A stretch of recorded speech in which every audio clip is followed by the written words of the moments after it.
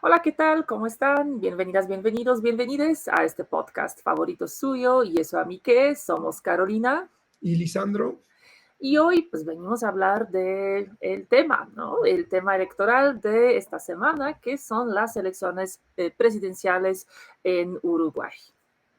Así es, estuvo la segunda vuelta, ya habíamos abordado algo muy mínimo sobre la primera vuelta, la segunda vuelta fue este domingo 24 de noviembre, así que abordaremos un poco de qué se trata o qué pasó en estas elecciones, qué se definió para Uruguay y esto qué repercusión puede tener un poquito en la región. Pero bueno, empezamos diciendo un poco, Caro, como siempre, pues, ¿y eso a mí qué? Y es a mí que, a ver, Uruguay parece de repente muy lejano, ¿no? Desde México al menos, desde donde estamos hablando, pero es un país pues muy importante para América Latina, además un gran ejemplo de la estabilidad democrática. Se habla de que esa elección inclusive fue en alguna medida aburrida, que ahorita abordaremos un poquito más a detalle, pero tampoco es que todo sea miel sobre hojuelas en Uruguay, también es un país que enfrenta ciertos desafíos sociales, económicos importantes, que experimenta algunos fenómenos que son muy comunes en la región, como por ejemplo la apatía política de las juventudes, esos desafíos generacionales, ciertas tensiones entre continuidad, el cambio, los descontentos con la situación en el país. Entonces, creo que es un país que debemos mirar con mucha atención para pues, aprender sobre esa democracia tan exitosa de la región. Sí, pero bueno, se nos está haciendo costumbre un poco, esta vez no vamos a estar solos, sí, vamos a tener la posibilidad de hablar con un colega, un amigo, profesor de la Universidad de la República en Montevideo, en Uruguay, que nos va a acompañar. Aquí está, te presento Martín, nos acompaña el doctor Martín Freijero, como les decía, profesor de la Universidad de la República, del Departamento de Ciencia Política, que además tiene su vínculo con México, ¿no? Porque estudió aquí su doctorado en la Flaxo México y porque además tiene vínculos más profundos con este país. Y que, bueno, Martín, primero que nada agradecerte que nos acompañes, que te hayas tomado este tiempito para hablar con nosotros sabiendo que es un día postelectoral, ¿no? Bueno, muchas gracias primero que nada. Buenos días, Lisandro, Carolina, muchas gracias por la invitación. Y no, al contrario, un gusto poder estar ahí. Y como decías, también compartir con la gente de México, que tengo muchas raíces, muchos amigos y muchos vínculos que hace rato no visito y, bueno, extraño, pero ya voy a tener la oportunidad de ir en breve. Así que muchas gracias. Un gusto tenerte aquí, aunque sea de manera virtual, en esas tierras aztecas.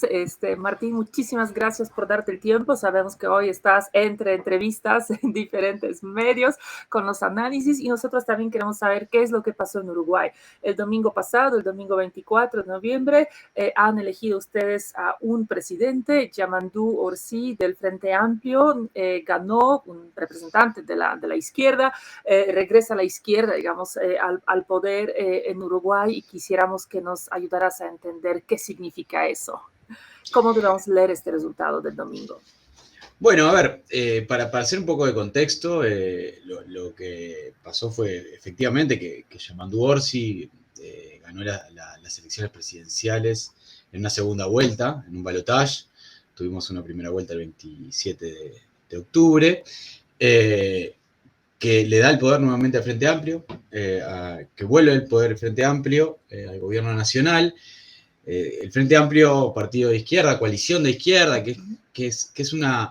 Cuando hablo de coalición es importante entenderlo porque dentro de esa coalición hay diferentes partidos políticos, ¿no? Es una coalición muy exitosa que nace en la década de los 70, del 71, después con la dictadura que hubo acá del 84, del 73 al 84 no funcionó, pero con la vuelta a la democracia, del 85 en adelante, funciona como una coalición de izquierda, la coalición de izquierda del Uruguay, y que tuvo su primer gobierno en el 2005, que gana por primera vez en el 2005, y desde el 2005 hasta el 2019 fue gobierno, ¿no? Durante 15 años fue una era de gobierno progresista que había perdido en la última elección en el 2020 con Luis Lacalle Pou, que también representa una coalición, él es del Partido Nacional, pero representa también una coalición que es una coalición más de centro-derecha, si se quiere decir.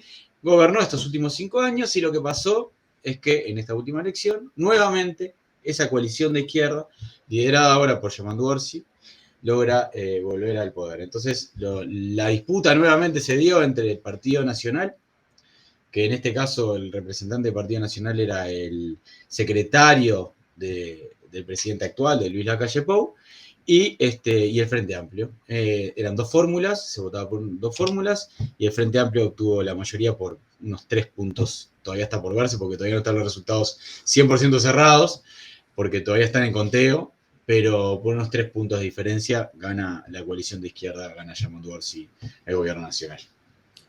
Y ahí, alguna preguntita para empezar a ponernos a entrarle bien al tema.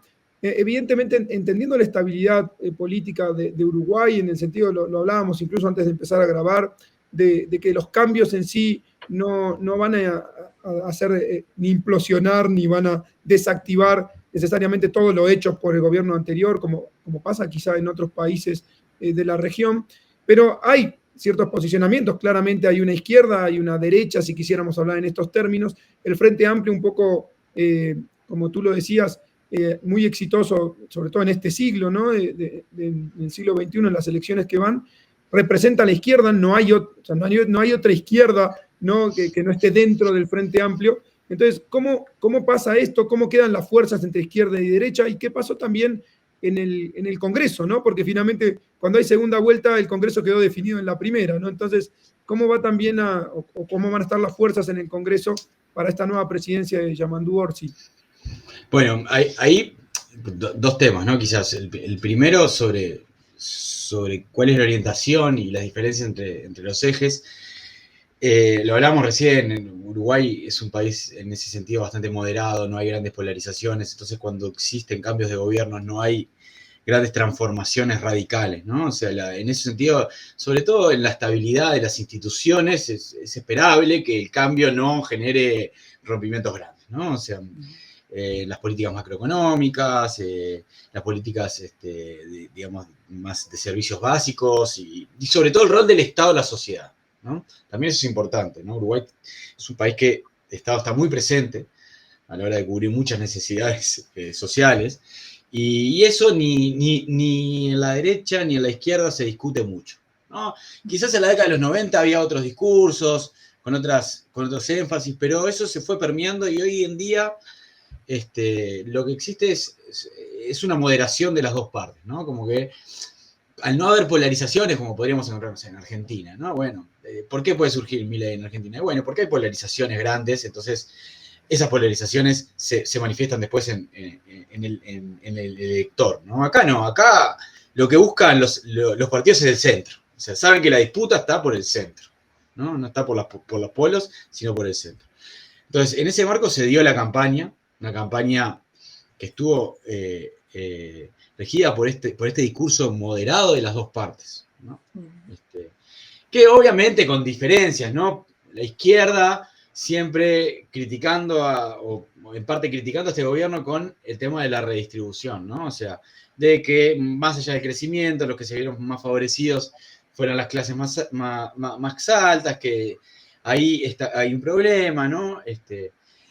La derecha cuestionando de que si gana la izquierda van a subir los impuestos, ¿no? O sea, digamos, discursos clásicos dentro de las orientaciones ideológicas de los dos bloques, ¿no? O sea, uno apostando a la redistribución, otro criticando la falta de libertades que iba a poder tener una izquierda que iba a aumentar los impuestos. Pero siempre dentro de estos márgenes, digamos, moderados que uno puede encontrar en estas ideologías, en la ideología de la izquierda y la derecha, siempre van a haber diferencias, bueno, pero moderadas, ¿no? Entonces, en ese marco se dio la campaña y en ese marco se espera que se vaya a gobernar. Y acá hay un punto importante que planteas, que es cómo se va a gobernar. Porque el 27 de octubre tuvimos la primera vuelta, ¿no? Uruguay tiene el sistema electoral más rígido para pasar a ganar en la primera vuelta. Para ganar en una primera vuelta, un candidato tiene que tener, un partido, un lema, tiene que tener el 50% más uno de los votos válidos, ¿no? Es decir, no importa si vos sacás el 40 y tenés una diferencia de 20 con el segundo, como pasa en Argentina, como pasa en otros países, no. Eso no te habilita a ganar primera vuelta, ¿no? Y eso hace el umbral de exigencia muy alto, muy alto.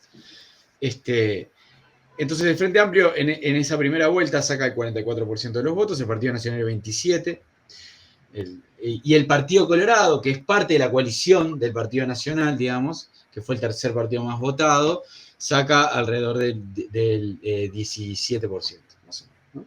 Entonces, con esa configuración, ¿cómo termina el Congreso? Porque esto es la parte importante. Nosotros tenemos dos cámaras, la Cámara de Senadores y la Cámara de Diputados. En ese sentido, el Congreso termina repartido, donde el Frente Amplio obtiene la mayoría en la Cámara de Senadores, en la Cámara Alta, tiene 16 senadores. ¿No? Eso le da gobernabilidad a la Cámara de Senadores. Pero no obtiene la mayoría en la Cámara de Diputados. La Cámara de Diputados obtiene 48 diputados, cuando la mayoría son 50. ¿No? Entonces, ¿qué genera esto? Y en parte de la campaña fue un poco en torno a esto, ¿no? Que si ganaba la coalición de derecha, el Partido Nacional, que se hace llamar la coalición republicana, ¿no? Esta configuración de partidos, iba a tener que negociar sí o sí con el Frente Amplio, porque el Frente Amplio tenía la mayoría en senadores, y nosotros tenemos un sistema que es bastante diferente al de otros países de América Latina.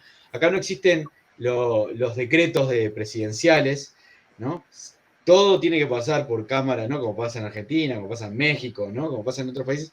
Todo tiene que pasar por ley. Es un gobierno de leyes, ¿no? Entonces, si vos querés aprobar el presupuesto, tiene que ser una ley presupuestaria. El Ejecutivo lo propone, pero la aprueba el Parlamento. Y así con todas las normas. Todas las políticas públicas son leyes.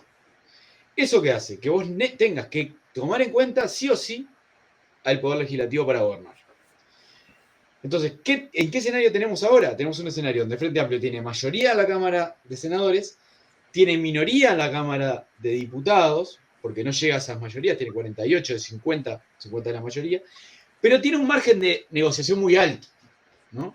Porque de 99 diputados que hay, ¿no? Vos tenés 48, tenés que tener 2 votos del resto para tener las mayorías, ¿no?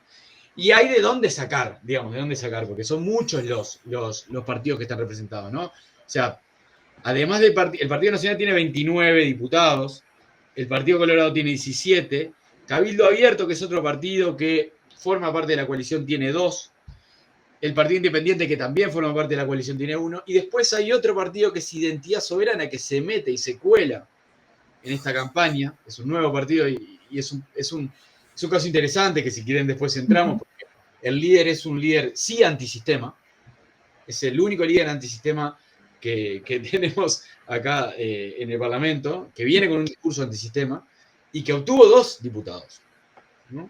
Y eso, de hecho, llamó la atención. Siempre en los márgenes, pero obtuvo 2 diputados. Entonces, el Frente Amplio lo que va a tener que hacer es negociar con los diferentes partidos para obtener esas mayorías a la Cámara que le permita, que le dé gobernabilidad, ¿no?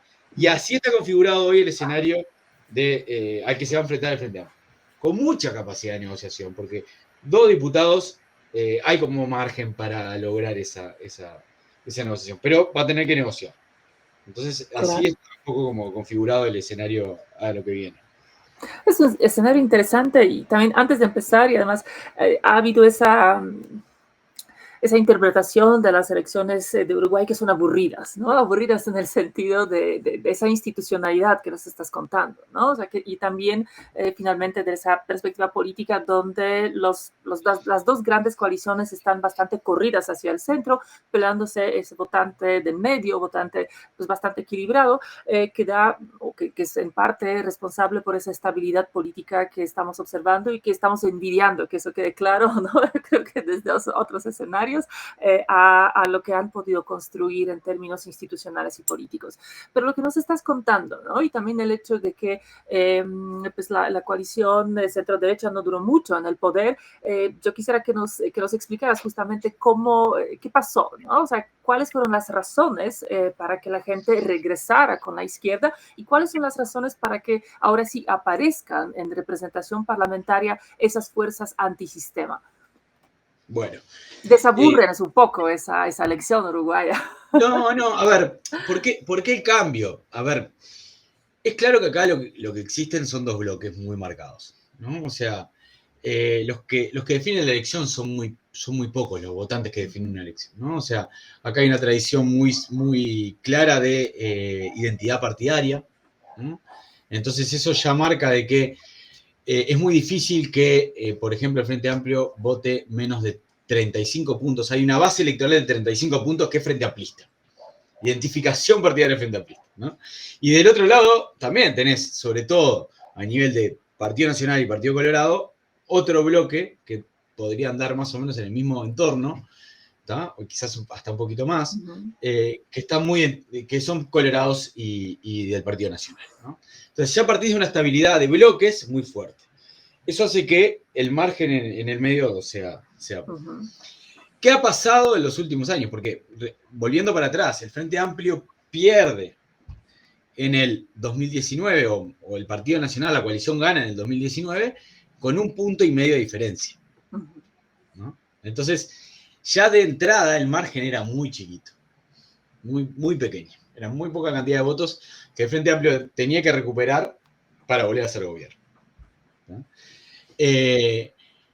Ahora, ¿qué razones pueden pasar que igual eso se diera, ¿no? Yo creo que son explicaciones más estructurales de políticas y explicaciones más quizás hasta de campaña política y estratégicas, ¿no? Desde el punto de vista de las políticas, el Partido Nacional y la coalición vino con un discurso donde el foco estuvo puesto en la seguridad, ¿no? Uruguay ha tenido en los últimos años un deterioro muy fuerte de la seguridad pública, muy fuerte, sobre todo vinculado al narcotráfico, ¿no? Y el Partido Nacional había tenido dentro de su discurso la seguridad como un eje fundamental. Y los resultados no fueron buenos. Los resultados, por lo menos a nivel de la opinión pública, no fueron buenos, ¿no? Si uno mide lo que dicen las encuestas de opinión pública, la seguridad sigue siendo el principal problema en el país, ¿no? Entonces, un partido que digamos que tenía, aparte dentro de su coalición, partidos como Cabildo Abierto, que es un partido que tiene raíces militares incluso, ¿no? Que venía con un discurso de se acabó el recreo, diciendo se acabó el recreo, se acabó esto de la seguridad, mano dura, ¿no? Represión, ¿no? La palabra represión muy arriba de la mesa, y que después no tuviste el éxito que deseabas. Bueno, yo creo que hay un votante que se vio desalentado porque, bueno, me prometieron una cosa, sobre todo en el tema de seguridad, ¿no? Un votante menos ideológico, si querés, un votante más pragmático y más volátil, que dijo, bueno, si no me diste seguridad, el Frente Amplio por lo menos tiene otra política con el tema de redistribución y de servicios, ¿no? Y yo creo que ahí hay un poco también de ese cambio, ¿no? De hecho, una pérdida muy grande de votos de una elección a otra, o la pérdida mayor de votos la tuvo Cabildo Abierto, este partido de derecha, de militar. La tuvo y son votos que probablemente volvieron al Frente Amplio, ¿no? Volvieron al Frente Amplio. Que se habían ido del Frente Amplio y que volvieron al Frente Amplio. Entonces. Pero es muy volátil eso, es decir, o sea, que hubo votos que se fueron a Cabildo Abierto, que nos está diciendo que es casi un partido de extrema derecha, digamos, para lo que es. Sí. Y vuelven al Frente Amplio, digamos, no es que. Sí.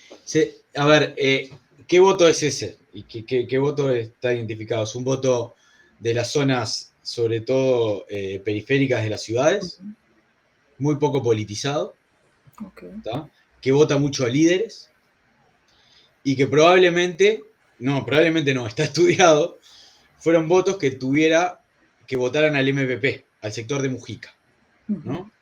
Con un liderazgo de un tipo carismático, cercano, ¿no? Que ustedes sí lo conocen, a Mujica sí lo ven siguiendo, ¿no? Y que no tanto votaran al Frente Amplio en esta identidad partidaria, sino que más bien votaran, es un voto volátil, que votan al líder con un discurso cercano, el líder de Cabildo Abierto, Manini Ríos, que, para que vean la caída de Cabildo Abierto en la elección pasada votó 11 puntos y en esta votó 3 puntos. ¿No? Tuvo 8 puntos de caída. Ese líder era un líder que era el jefe de las Fuerzas Armadas. Dejó la carrera militar para incursionar en la política con un discurso muy nacionalista, ¿no? muy orientado a la seguridad pública y esto. Se acabó el recreo, era el eslogan de ellos. Y ese voto se fue de Cabildo Abierto y probablemente volvió al Frente Amplio. Ese voto volátil, poco identificado partidariamente, que poco interesado a la política, básicamente, ¿no? O sea, poco interesado a la política.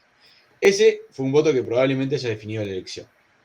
Es muy probable que ese voto es el que haya definido la elección de Uruguay, porque es lo que les digo, el margen es muy pequeño.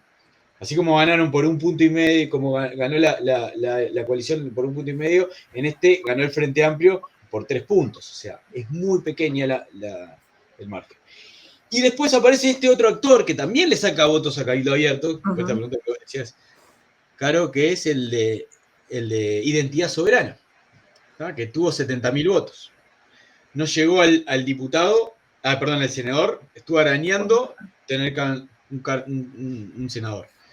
Y es un voto de un actor, un abogado, mediático, que tiene el discurso antisistema en que es antiglobalista, ¿no?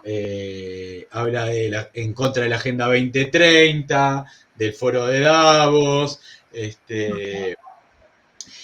en contra de la pandemia, ¿no? En contra de las vacunas, en contra de la ideología de género, ¿no? Tiene un discurso muy radical, donde dice él, de hecho dice, yo no voy a gobernar con ninguno, son lo mismo, a esos dos los ponen y los sacan los mismos de arriba, que quieren que estén uno y otro, pero son dos bloques que son lo mismo porque justamente tienen esta orientación cercana hacia el centro, ¿no? Y bueno, y aparece un actor por fuera del sistema que roba votos a Cabildo Abierto, en una parte, ¿no? Y que viene a proponer algo que es bastante rupturista para la política uruguaya. De todas maneras, si bien tiene un porcentaje casi de 3%, sigue siendo los márgenes, ¿no? O sea, sigue siendo un actor que, por más que va a estar ahí y va a marcar su agenda, sigue estando los márgenes de la política uruguaya, ¿no? O sea, pero sí, tenemos ese... ¿Pero le ves como posibilidades de crecimiento? O sea, ¿es una señal de preocupación para la política? ¿No? No, a ver, de preocupación sí, porque tener un actor de ese tipo dentro del Parlamento siempre es preocupante, ¿no? No creo que tenga... hace poquito vino acá a conducir un programa Fantino, que Lisandro lo conoce, que es un periodista argentino muy famoso, ¿no? Y él nos hacía decir de que comparar a Salle, este personaje, con Milei. Con Milei. Yo lo veo igual, decir. Y nosotros decíamos, no es lo mismo, no es lo mismo. No es lo mismo porque la sociedad uruguaya es diferente y la capacidad que vos tenés de penetrar es diferente, ¿no? O sea, que además no es igual porque este discurso, Milei, si bien tenía un discurso radical, no era un discurso antisistema. No es un discurso, este es un discurso antisistema, ¿no? Y ahí hay una diferencia muy grande, ¿no? Entonces, no creo que tenga esa capacidad con ese discurso tan radical antisistema de crecer mucho más, ¿no? Igual, teniendo las experiencias... Exacto, teniendo a Milei, teniendo a Bolsonaro, por ejemplo, en Brasil, con estos que de vuelta, como decías, no necesariamente eran antisistema, sino se ubicaban dentro del sistema en posiciones, si uno quiere, más extremas. Pero bueno, finalmente teniendo Uruguay estas influencias, ¿tiene vínculos este personaje con los libertarios en Argentina o con el ala de Bolsonaro o está aislado? No, está aislado. No tiene. No, acá sí, de hecho sí se intentó como promover un líder que tuviera alguna cercanía, que tampoco del todo, porque tampoco era que se pegara a Milei, ¿no? Pero sí como que Milei desde algunos actores, sobre todo cercanos a Milei, se lo promovió, ¿no? Que era el líder del Partido Colorado, Andrés Ojeda, que era un líder nuevo, que venía con unas ideas, ¿no? Que incluso él, ya te digo, sin pegarse a Milei, se acercaba, y no tuvo mucho éxito tampoco. O sea, no tuvo mucho éxito. Y por otro lado, acá se intentó crear un partido libertario, similar a lo que pasó en Argentina, y no tuvo ni 500 votos, o sea, ni siquiera pudo competir. O sea, no tuvo, ¿no? O sea, entonces yo no creo que, por lo menos en el corto plazo, esa identificación que tiene los partidos con la sociedad sigue marcando, ¿no? Porque Uruguay, además, esa identificación partidaria no solo se ve en los ciudadanos a la hora de votar, sino que se ve en las estructuras corporativas, ¿no? O sea, vos acá lo que tenés es que se sabe que el PIT-CNT, que es la central de trabajadores, que es una central muy fuerte, la única central, la central más fuerte, muy fuerte, que tiene una cantidad de afiliados enorme, es cercana al Frente Amplio.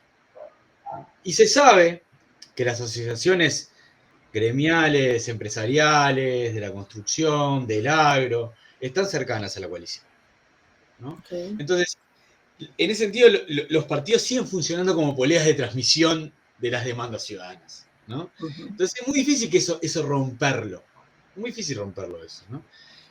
Así como eso sigue funcionando, también las instituciones restringen la capacidad de maniobra que tienen estos partidos para salirse del sistema, ¿no? O sea, para tener eso de vengo a reformar, ¿no? O sea, vengo a cambiar todo. Es muy difícil pensar en eso. Porque los partidos, con estos cambios que sí estamos experimentando, siguen siendo como esas poleas de transmisión de demanda, que es lo que deben cumplir, ¿no?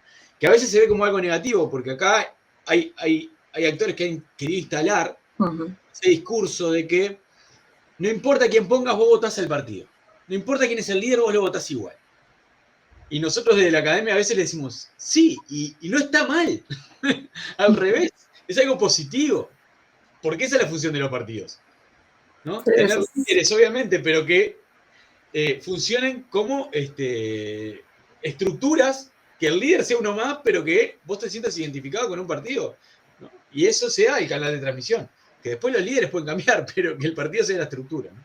Y eso, en términos generales, con problemas, por supuesto, sigue funcionando en Uruguay. Eso se sigue viendo, ¿no? Y eso creo que es algo positivo. Y que tiene que ver también con esta segunda parte que vos hablabas de lo aburrido. Envidiable, insisto. Eso aburrido es envidiable. Pero que tiene que ver con eso, ¿no? Que tiene que ver con eso de que eso funciona y entonces se vuelve un poco como aburrido el sistema. Para seguir entendiendo, yo te quisiera preguntar sobre dos aspectos ahora de la política uruguaya en ese contexto electoral. ¿Dónde están las juventudes? ¿Y dónde están las mujeres? ¿Cuándo será el día que Uruguay nos acompañe con una primera presidenta? ¿Cuándo va a ser un día? ¿Cuándo? ¿No? Bueno, ¿qué está pasando? Sí, ahí. Como feminista te tengo que preguntar, sí, no, tengo que exponer a esos. No, pero está muy bien. Son dos temas muy importantes y yo te diría que preocupantes los dos. Los jóvenes, sí hay una apatía mayor que se palpa, ¿no? Eso es así. De todas maneras, los jóvenes, a la hora de votar, la preferencia es por la coalición de izquierda. En términos generales, a la hora de votar por la coalición de izquierda. Pero, un buen porcentaje de votos de estos de identidad soberana, este partido por fuera, también son jóvenes. Son jóvenes. Más que otros partidos, ¿no? O sea, en términos porcentuales, los que votan identidad soberana son más jóvenes que de otros partidos. Eso también es un tema. También tenemos este problema, ¿no? De que también esto de aburrido y como tan estructurado hace que sea muy difícil que los jóvenes irrumpan en la política, ¿no? Con actores jóvenes dentro de la política. Eso es históricamente un problema que ha tenido la izquierda de manera muy marcada a la hora de renovar sus cuadros. La izquierda ha tenido un problema muy fuerte a la hora de renovar sus cuadros y lo sigue manteniendo, ¿no? O sea, eso es un problema que está estructural. Los partidos de la coalición han sido un poco más permeables a la incorporación de jóvenes. Entonces, sí, la juventud sigue siendo un problema y además somos nosotros una sociedad muy envejecida. Además, muy envejecida. Y eso es otro problema, ¿no? Que impide el recambio. Es como varios factores. Y las mujeres, yo no soy experto en esto, pero por lo que han estudiado mis compañeras, Verónica Pérez, Nikki Johnson, que son las que más han seguido este asunto, nosotros tenemos un problema con el tema género en comparación a América Latina, por ejemplo. Somos uno de los países que tiene menor representación parlamentaria de mujeres. En esta última elección se mejoró un poco, sobre todo desde el Frente Amplio, hay una mayor representación parlamentaria de mujeres. Tenemos una ley de cuotas, que es del 2009, es bastante vieja, pero que no funciona. Débil. Muy débil, no funciona. De hecho, lo que se hace es el clásico, pongo tercero una mujer y asumo el suplente, ¿no? Y eso también eso pasa sobre todo en la coalición republicana, en estos partidos, el Partido Nacional y el Partido Colorado. El Partido Colorado no tiene casi, el Partido Colorado, que es el otro gran partido, además del Partido Nacional, no tiene mujeres senadoras, por ejemplo, ¿no? Y bueno, es un problema, es un problema. Se intentó una reforma que de hecho fue impulsada por actores, por mujeres del Partido Nacional, de una ley de paridad que tuvo el apoyo del Frente Amplio, pero no lo apoyó la coalición republicana, entonces quedó a la deriva. Yo creo que es otro tema que va a venir ahora en agenda. Es otro de los asuntos que el Frente Amplio va a encontrar, en esto de darle gobernabilidad al Frente Amplio, va a encontrar aliados en algunos sectores del Partido Nacional para impulsar este tema en agenda y avanzar en ese sentido. ¿Y cuándo una mujer presidenta? Bueno, nosotros tuvimos ahora nosotros tenemos unas elecciones primarias, ¿no? Para hacer para llegar al candidato único, que es lo que tiene cada partido, hay una elección primaria dentro de los partidos, donde en los dos partidos principales, el Partido Nacional y el Frente Amplio, se presentaron candidatas mujeres. En el Partido Nacional le fue mal, muy mal a la candidata mujer, que era Laura Raffo, y en el Frente Amplio le fue bastante bien a Carolina Cose, que de hecho fue electa vicepresidenta. O sea, el presidente Yamundu Orsi, Carolina Cose, que es la segunda, digamos, que estuvo en disputa de la presidencia por el Frente Amplio, compone la fórmula junto con Yamundu Orsi. Entonces hoy lo que tenemos es que la vicepresidenta es una mujer, es Carolina Cose, así como hoy también tenemos a la actual vicepresidenta, que también es mujer, ¿no? Beatriz Argimón. Entonces, se ha avanzado. ¿Cuándo se va a dar ese salto? Es difícil arriesgar. Ojalá sea pronto y ojalá pase la paridad. Ya necesitamos que se suman. Ahí avanza. Yo te diría que está avanzado ese tema en la agenda, ¿no? Porque se cuenta con los apoyos. Y si se trancó fue porque hubo una cuestión interna dentro de la coalición republicana que no pudieron resolver, pero con el Frente Amplio en el gobierno, yo creo que ese asunto va a avanzar. Sí. Genial. Ahora, Martín, un poco porque estamos más o menos en tiempo de lo que habíamos platicado, pero hay un tema que se impone también, que es entendiendo esto de que hacia el interior, hacia la política doméstica, el cambio no va a ser tan radical, ni mucho menos, ¿no? Va a haber ciertas cuestiones, evidentemente, ciertos matices, ciertas cuestiones que se apoyarán más o menos en términos presupuestales, bueno, cuestión lógica de un cambio de gobierno con una orientación diferente, pero ¿qué cambio puede haber o cómo juega Uruguay un poco en la política regional, entendiendo que, bueno, está Lula de nuevo en Brasil, en este caso, pero tienes a Milei en Argentina, está Petro, está Claudia Sheinbaum, ¿no? que están impulsando esta nueva alianza, si uno quiere, o por lo menos se han mostrado juntos. Por el otro día en la reunión del G20, ¿no? Estaba la foto esta famosa de Lula y Petro, Claudia Sheinbaum, y se me quedó alguno afuera. Bueno, sí, me falta... Boric. Exacto, y Boric. Entonces es como decir, ¿cómo va a jugar esto si realmente en términos de política exterior o de posicionamiento hacia la región hay algún cambio? Porque evidentemente es diferente. ¿Y cómo lo ven? Incluso también porque por los apoyos que yo he leído, las manifestaciones de distintas personalidades o líderes, lideresas políticas, bueno, saludando a Orsi, también muchos saludan a Mujica, ¿no? Como decir, como si ese líder que está detrás, no ese líder que impulsó a Orsi, o que sigue habiendo ahí el aura de Mujica. Entonces, ¿cómo va a jugar esto en las alianzas en la región y en la política exterior, si uno quiere, de Uruguay? Bien. A ver, por un lado, Uruguay siempre ha sido un país muy anclado en el Mercosur, ¿no? Impulsor del Mercosur, ¿no? Esa alianza con Argentina, con Brasil, como sus dos socios estratégicos, porque así lo son.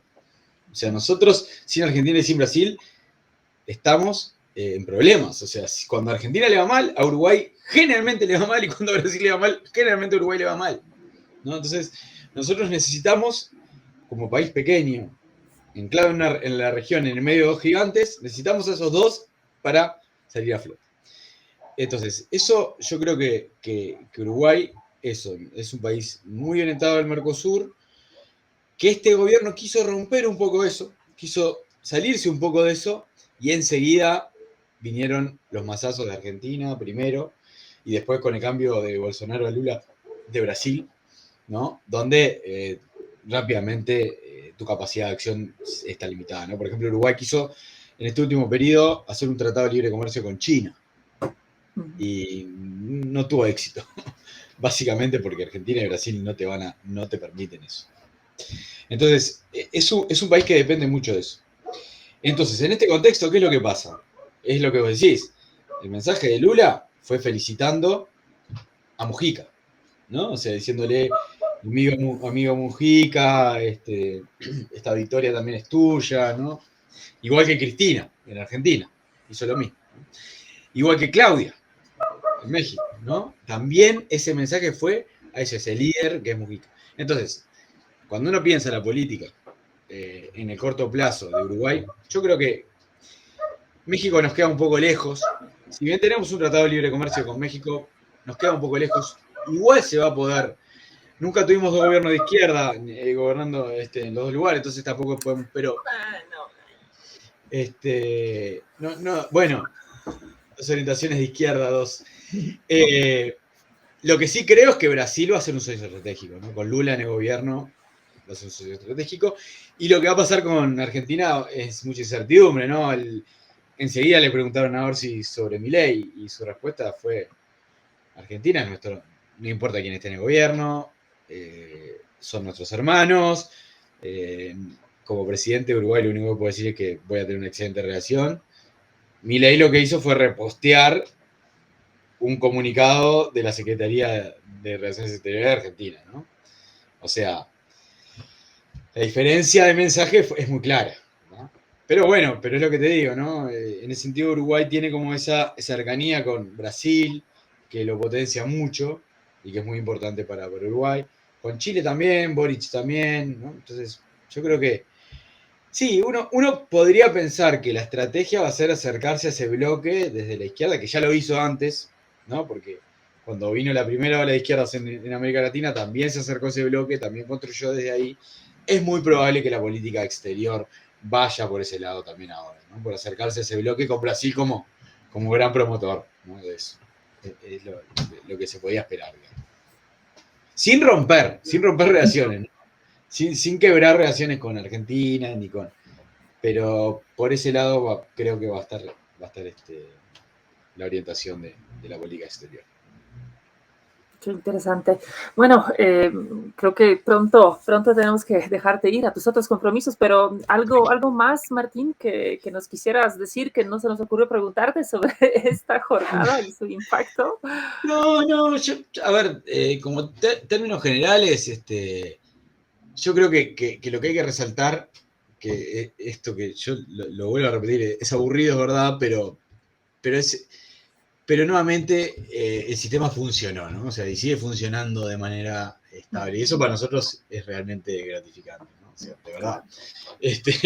No, uno sabe que la convivencia, por más que haya diferencias, ayer en la calle había de todos los colores, todas las banderas, encuentros en todos lados, había una movilización importante y no hubo ni un conflicto, ¿no? Ni un conflicto, ¿no? De verdad no hubo hechos de violencia por una votación de uno sobre otro, ¿no? Y hay banderas de todos los partidos.